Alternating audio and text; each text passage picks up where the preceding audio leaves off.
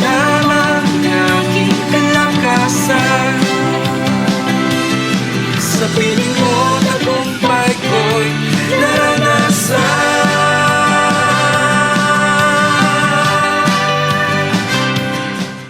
Hello po, mga minamahal na tagapakinig ng isang programang talagang naghahatid ng pagpapala sa atin araw-araw. At sa umagang ito o anumang oras po nadatnan kayo ng episode na ito ng ating pakikinggan ngayong araw, nawa po ay taglayin ninyo ang kapayapaan, kagalakan at ang pag-ibig ng Diyos sa inyong mga kinalalagyan. Salamat po sa Panginoon na meron na naman tayong matatanggap na katuruan o mga mumunting aralin para tayo mapalakas at patuloy na mapagpala.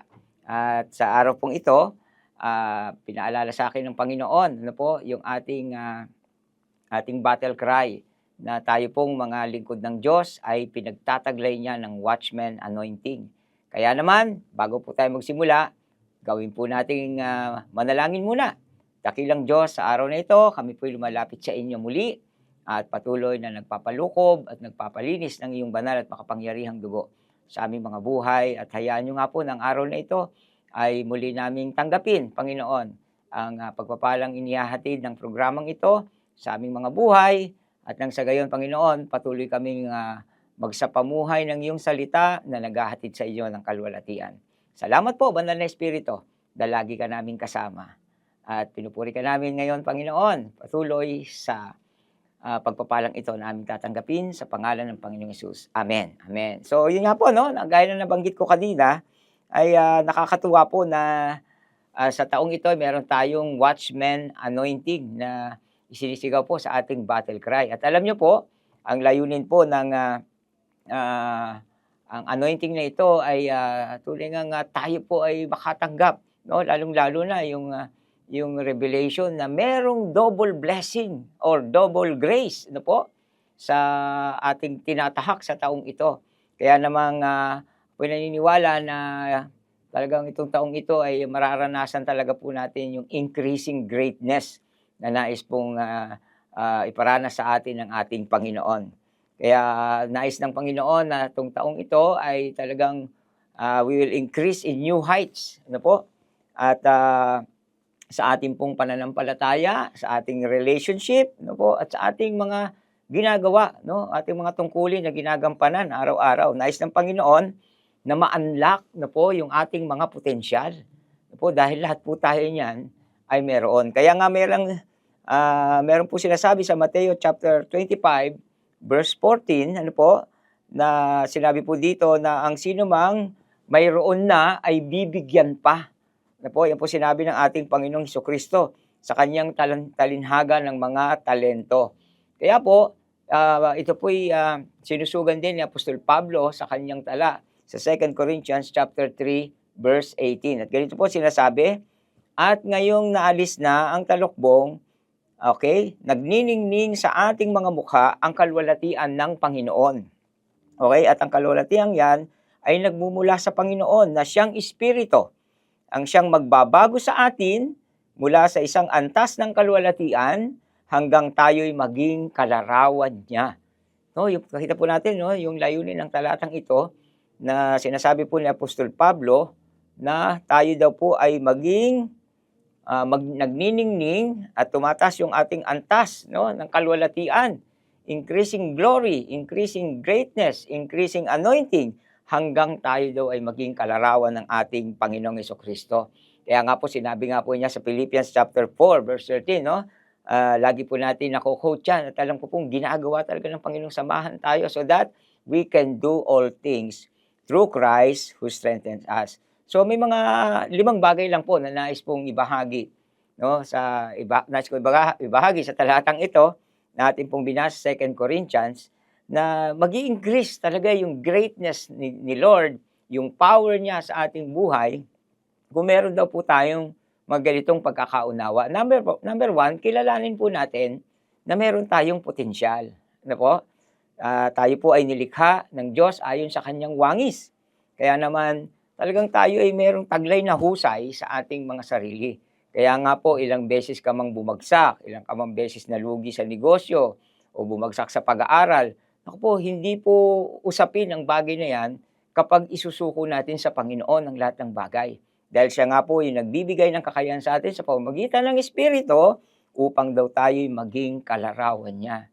So mga kapatid, yan po yun, kahit ilang failure yung nagagawa natin. Tandaan po natin, kilalanin natin, meron talagang potensyal na nilagay ang Panginoon sa ating buhay. Kaya nga, mahalaga po sa potensyal na ito, kailangan mapangalagaan natin. Po, yun nga po, stewardship. So, binigyan ka ng kakayahan ng Diyos, binigyan tayo ng gift, binigyan tayo ng talent, abilidad po, ng ating Panginoon, kailangan pong gamitin natin yan. Gamitin natin para sa kalwalatian ng Panginoon. No? For us to become a good steward. No? Huwag na po nating sayangin ang mga talentong ito.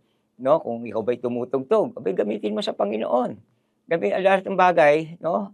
Whether you eat or drink or anything you do, do it all for the glory of God. Sabi po ng salita ng Panginoon.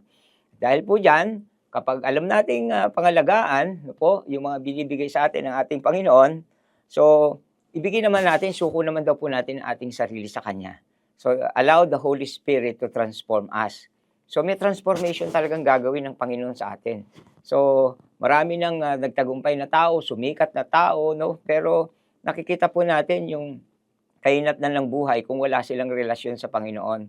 So mga kapatid, kaya mahalaga po talaga yung ating relasyon sa ating Panginoon ay lalo nating pag-ibayuhin ngayong 2025. No, wag na daw tayong AI, yung AI natin na imbis na artificial intelligence, A is ayaw sumunod and I is iwas ng iwas. Po? Tayo po'y magtuon na ng ating mga sarili sa paglakad sa pagsunod sa kalooban ng ating Panginoon.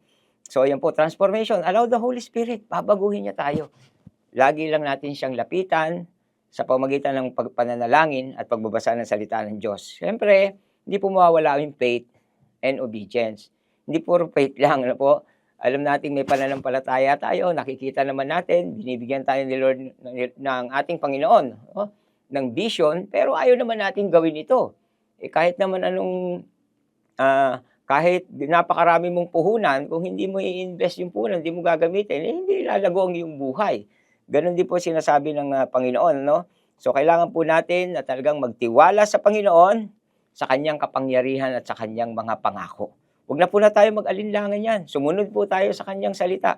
Kaya't lalo tayong dumiit, lalo tayong dumikit, lalo tayong lumapit sa ating Panginoon, sa mga gawain niya. Naku, bigyan po natin ng panahon yan. Dahil talagang si Lord ay sa taong 2025, napakalakas ng Kanyang kapangyarihan ngayon. Kaya para tayo samahan. So, faith in obedience, mga minamahal, kailangan po natin yan. At huli, syempre, perseverance. So, paano po ba natin malalaman ng isang tao ay matyaga or persevere or perseverant? Masasabi po natin, masasabi po natin sa palagay ko, kapag ang isang tao ay ginawa na niya ang lahat at patuloy hindi pa rin nagbunga ito, no? Subalit nagpatuloy pa rin siya, yun po ang perseverant. Po.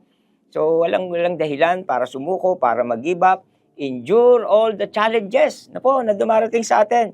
Yung mga setback, dahil alam natin na pinipino, nire-refine ng Panginoon at patuloy niya tayong pinalalakas for greater things, for His glory alone. Yan po yung ginagawa ng ating Panginoon sa taong ito. He wants each and every one of us to experience increasing greatness. Kaya tanda po natin, recognize, kilalanin po natin yung ating mga potensyal. And then, maging mabuti tayong pinagkakatiwalaan, hayaan nating baguhin tayo ng banal na Espiritu ng ating Panginoon, manampalataya at sumunod, at huli, maging matyaga hanggang wakas. Kaya sa mga bagay pong yan, paniniwala na may gagawing kahanga-hanga at kamangha-mangha ang Diyos sa taong ito. Tayo po ay manalangin, mga minamahal. Dakilang Diyos, sa araw na ito, kami po ay lumalapit sa inyo, Panginoon, nagpapasalamat na ikaw lang ang may kakayahang magbigay sa amin ng mga pagkakataong katulad nito.